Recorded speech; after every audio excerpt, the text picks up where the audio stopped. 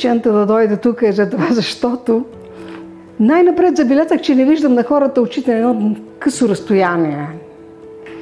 След това разбрах, че не виждам и навсякъде виждам мъгла или запушено, опушено, такова.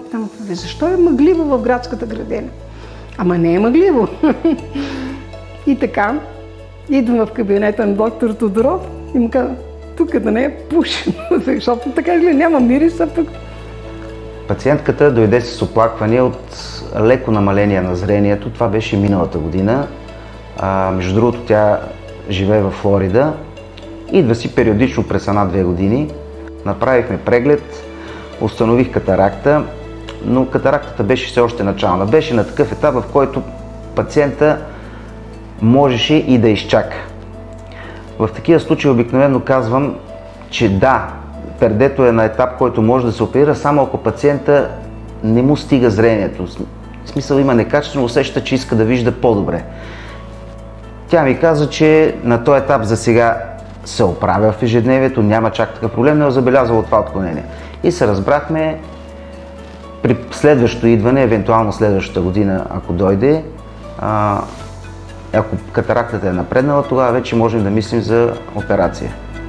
И тази година, края на май, дойде на преглед жената, доста беше напреднало пердето, самата тя усещаше вече много затруднения, понеже знае какво следва, беше готова за операция.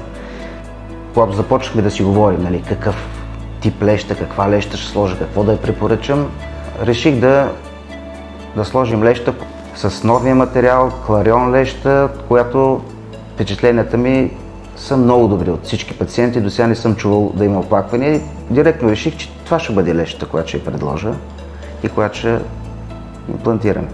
Направихме план, решихме и двете очи да се направят в разстояние на 1 месец. Първо направихме дясното око, след това лявото. Резултата беше много добър, да не кажа отличен. Учих човека, учих екипа, от който съм много доволна. През цялото време, първата операция още, доктор Тодоров ме въвеждаше в това, което правеше, което беше много добре. Когато си подготвен психически, да. Естествено е малко така човек да постигне себе си, но той ще каже, не мърдай, не шавай, внимателно, сега това ще правим. Как се чувствах след първото око? Отлично.